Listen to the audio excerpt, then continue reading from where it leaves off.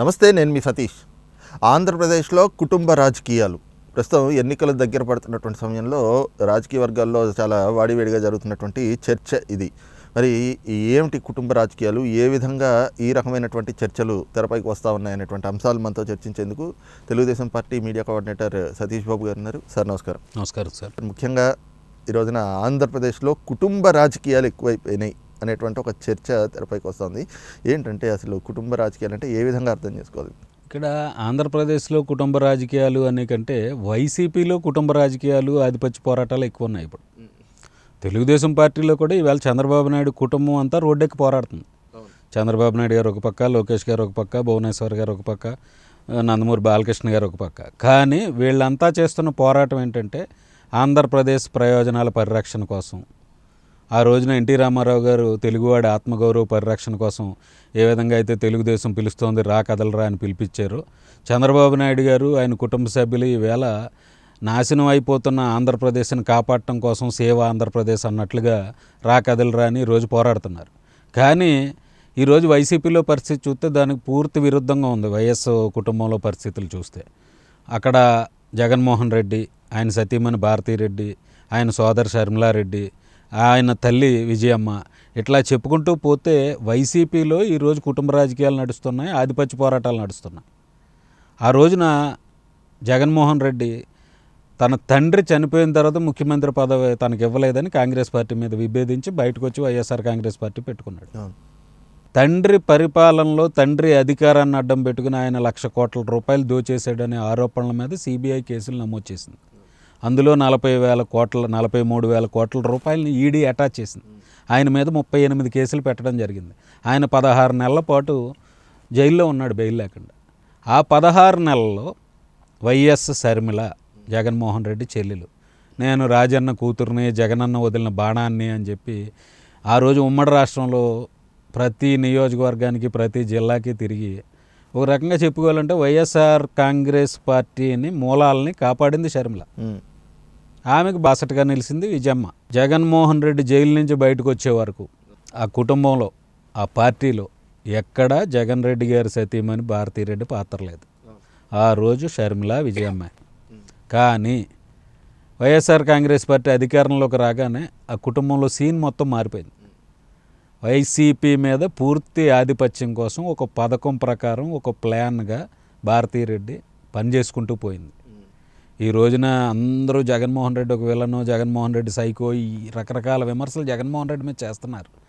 దాని వెనకాల ప్రతి మగాడి విజయం వెనుక ఒక ఆడది ఉన్నదంటారు. కానీ ఈవేళ జగన్మోహన్ రెడ్డి వైఫల్యాలు అవనివ్వండి, జగన్మోహన్ రెడ్డి అరాచకాలు అవనివ్వండి, ఇట్లన్నింటి వెనకాల భారతీరెడ్డి పాత్ర ఉంది ఖచ్చితంగా.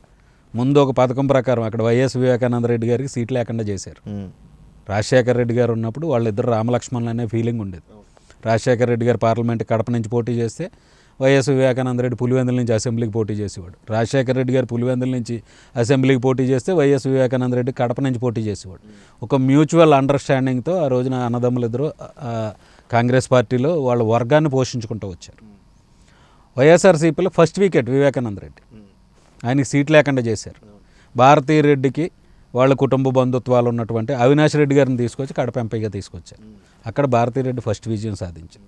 ఆ తర్వాత షర్మిలకి వైజాగ్ ఎంపీయో ఏదో ఇవ్వాలని అనుకున్నారు. కానీ షర్మిలకి కాకుండా విజయమ్మను పోటీ చేయించి షర్మిలకి చెక్కి పెట్టారు పార్టీలో. తర్వాత షర్మిల్ని పొమ్మనకుండా పొగట్టారు. ఆఖరికి ఆవిడ ఆంధ్రప్రదేశ్ వదిలిపెట్టి వచ్చి తెలంగాణ కోడల్ని తెలంగాణలో వైఎస్ఆర్టీపీ అని పెట్టుకున్నారు. ఆ వైఎస్ఆర్టీపీని కాంగ్రెస్లో విలీనం చేశారు. ఈవేళ ఆంధ్రప్రదేశ్ కాంగ్రెస్ అధ్యక్షురాలుగా ఆవిడ ఒక లైన్లోకి వచ్చింది. ఈరోజు ఆ పార్టీలో మళ్ళీ వైసీపీ వర్సెస్ కాంగ్రెస్ పార్టీలో మనం బయట నుంచి చూస్తున్నాం. కానీ అక్కడ భారతీరెడ్డి వర్సెస్ షర్మిల, ఇది ఒక కొత్త రాజకీయం రాబోతుంది. ఈరోజు ఖచ్చితంగా చెప్తున్నాను నేను, రేపు 2024 ఏప్రిల్లో జరిగే ఎన్నికల్లో ఆంధ్రప్రదేశ్లో వైసీపీ ఓటమి ఖాయం. ఇది 99% ఫిక్స్ అయిపోయింది. ఆ పార్టీ అధికారం కోల్పోతుంది. కోల్పోయిన వెంటనే జగన్మోహన్ రెడ్డిని సిబిఐ అరెస్ట్ చేయడం ఖాయం. ఈ 5 ఏళ్ళలో, ఈ 4.5 ఏళ్ళలో 3,500 వాయిదాలకి ఆయన అటెండ్ అవ్వలేదు. ముఖ్యమంత్రి పదవిని అడ్డం పెట్టుకుని వ్యవస్థలను మేనేజ్ చేసుకున్నాడో ఏం జరిగిందో తెలియదు. ఆ 38 కేసులు అలాగా సాగుతున్నాయి. రేపు ఆ పరిస్థితి ఉండదు. ఆయన ఓడిపోయిన తర్వాత ఆయన ఖచ్చితంగా అరెస్ట్ అయితే తీరుతాడు. అరెస్ట్ అయిన తర్వాత వైఎస్ఆర్ కాంగ్రెస్ పార్టీ భవితవ్యం ఏంటి? ఈరోజు ఆ పార్టీ నాయకుల్లో చెప్పలేని దిగులు, బయటికి చెప్పుకోలేరు, మేకపోతు గాంభీర్యం ప్రదర్శించాలి, రేపు ఎన్నికలను ఎదుర్కోవాలి కాబట్టి ఒక రకమైన గుంభనమైన వాతావరణం. ఈ పరిస్థితుల్లో ఆ పార్టీని భారతీయ రెడ్డి చేతుల్లోకి తేవడం కోసం జగన్మోహన్ రెడ్డి కూడా ఆల్రెడీ ఒక వ్యూహాత్మకంగానే వెళ్తున్నాడు. ఈవేళ వాళ్ళ కుటుంబాధిపత్యంలో కూడా భారతీయ రెడ్డి కుటుంబాధిపత్యం. ఈరోజు భారతీయ రెడ్డి మనుషులు వైసీపీలో ముఖ్యమంత్రి స్థాయి నుంచి నియోజకవర్గాల స్థాయి వరకు ఎక్కడికక్కడ ఆవిడ ఒక వ్యవస్థను నిర్మించుకుని ప్యారలల్గా ఒక పని చేసుకుంటూ పోతుంది. సాక్షిలో పనిచేసి సజ్జల రామకృష్ణారెడ్డిని తీసుకెళ్ళి అక్కడ ప్రభుత్వ సలహాదారిగా పెట్టి ఈవేళ సకల శాఖ మంత్రిగా ఆయనకి అన్ని హోదాలు ఇచ్చిన రోజునే భారతీయ రెడ్డి పెత్తనం మొదలైంది. ఈరోజు టిక్కెట్ల కేటాయింపులో కానీ పార్టీ పదవుల కేటాయింపుల్లో కానీ ఎక్కడ చూసినా 160% మంది ఈవేళ భారతీయ రెడ్డి మనుషులు ఉన్నారు. రేపు ఇంకా పెరగొచ్చేది.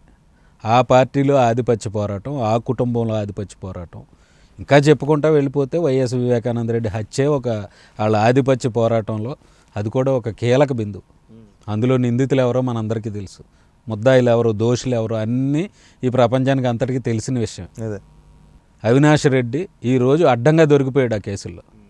అతన్ని అరెస్ట్ అవనివ్వకుండా కాపాడుకుంటా వస్తుంది జగన్ రెడ్డి, భారతీ రెడ్డి. ఇది జగమెరిగిన సత్యం. ఈ ఆధిపత్య పోరాటం నేను ఖచ్చితంగా ఒక ఉదాహరణ చెప్తాను మీకు. ఆ రోజున బీహార్లో ఆర్జేడీ పార్టీ లాలూ ప్రసాద్ ముఖ్యమంత్రిగా ఉండి దాణా స్కామ్లో అరెస్ట్ అయ్యి జైలుకి వెళ్తున్నప్పుడు ఒక ప్రీ ప్లాన్డ్గా ఆయన వాళ్ళ భార్య రబ్రీదేవి చేతుల్లో పార్టీని పెట్టాడు, ముఖ్యమంత్రి పదవి పెట్టాడు. ఆ పార్టీ ఈవేళకి ఇలా లైవ్లో ఉంది అంటే కారణం ఆ రోజున అతను చేసుకున్న ఆ ప్రయోగం. అదే ఆలోచన ఈవేళ జగన్మోహన్ రెడ్డి స్కాముల్లో కూడా జగన్మోహన్ రెడ్డి అదే తీరు రబ్రీదేవి లేకపోతే లాలు వాళ్ళ కుటుంబ ఆలోచనలను ఇక్కడ ఇంప్లిమెంట్ చేస్తున్నారేమో అని అనిపిస్తుంది నాకు. ఖచ్చితంగా వైసీపీలో భారతీయ రెడ్డి నాయకత్వాన్ని ఒక పథకం ప్రకారం ప్రమోట్ చేస్తున్నారు. ఈ మధ్యకాలంలో మీడియాలో కూడా వినిపిస్తుంది, రేపు భారతీ రెడ్డే కడపలో లోక్సభకు పోటీ చేయొచ్చు వైసీపీ తరపున. మీ దృష్టి కూడా వచ్చి ఉంటుంది. మీడియాలో అయితే బాగా ట్రోల్ అవుతుంది. ఎందుకంటే షర్మిల కాంగ్రెస్ అధ్యక్షురాలుగా బాధ్యతలు తీసుకోబోతుంది అనే ప్రచారం మొదలైనప్పటి నుంచి భారతీ రెడ్డి కడపలో పోటీ చేయొచ్చు. ఆ పార్టీలో కూడా ఏంటంటే ఆ రోజున రాజశేఖర రెడ్డి గారు ఉండగానే జగన్మోహన్ రెడ్డి ఎట్లాగైతే మెల్లగా ఎమర్జ్ అయ్యాడో అట్లా వైసీపీ ఇప్పుడు వెళ్ళబోయే ఎన్నికల్లోనే జగన్మోహన్ రెడ్డి అధ్యక్షతను ఉండగానే మెల్లగా ఒక పొలిటికల్ పవర్ కూడా ఏదో ఒక రాజ్యాంగమైన పదమైన దక్కించుకుని ఉంటే ఇంకా ఆధిపత్యానికి కమాండ్ చేయడానికి బాగుంటుందనే ఆలోచనలో భారతీ రెడ్డి కడప నుంచి ఎంపీగా పోటీ చేసే అవకాశం ఉందని ఒక టాక్ వినిపిస్తుంది. ఇదే టైంలో షర్మిలను కూడా కడప నుంచి ఎంపీగా పోటీ చేయించే అవకాశాలు కాంగ్రెస్ పార్టీ తరఫున ఉన్నాయనే డిస్కషన్ కూడా నడుస్తుంది. చూడాలి మరి ఆ కుటుంబంలో ఆధిపత్యాలు ఎట్లా టర్న్ తీసుకుంటాయి. భారతీ రెడ్డిది పైచే అవుతుందా, షర్మిలారెడ్డిది పైచే అవుతుంది. ఎందుకంటే జగన్మోహన్ రెడ్డి అనే ఆయన చరిత్ర అయిపోయింది, రాజకీయ చరిత్ర. ఇంక ఈ ఎన్నికలతోటి క్లోజ్. ఇదే ఆయనకి తర్వాత ఆయన నేరాలు, ఆ ఘోరాలు అట్లా అన్నిటి మీద శిక్షలు అవన్నీ అలాగ ఉంటాయి. కాబట్టి నెక్స్ట్ వెర్షన్ మనం చూడబోయేది భారతీ రెడ్డి వర్సెస్ షర్మిలారెడ్డి అనేది నా అభిప్రాయం. రైట్, ఇది చూస్తున్నాం కదా. ముఖ్యంగా ఏదైతే రేపు రాబోయేటువంటి ఎన్నికల్లో ప్రజలు జగన్మోహన్ రెడ్డిని వైసీపీని ఓడించడం అయితే ఖాయం. ఈ క్రమంలో మళ్ళీ తన మీద ఉన్నటువంటి అవినీతి కేసులు విచారణ ప్రారంభమై జగన్మోహన్ రెడ్డి జైలుకి వెళ్తే వైసీపీ మళ్ళీ చేజారిపోకుండా ఉండేందుకు భారతీ రెడ్డిని రాజకీయాల్లోకి తేవడంలో భాగంగానే ఈ రోజున ఈ విధమైనటువంటి నిర్ణయాలు అయితే జగన్మోహన్ రెడ్డి తీసుకుంటున్నట్లుగా కనిపిస్తుంది. దానిపైనే ఈ రోజున ఏదైతే కుటుంబ రాజకీయాలు అంటున్నటువంటి చర్చలు కూడా దానికి ఇదే కారణం అన్నటువంటి భావాన్ని కూడా TDP media coordinator Satish Babu గారు వ్యక్తం చేస్తున్నారు. Thank you sir.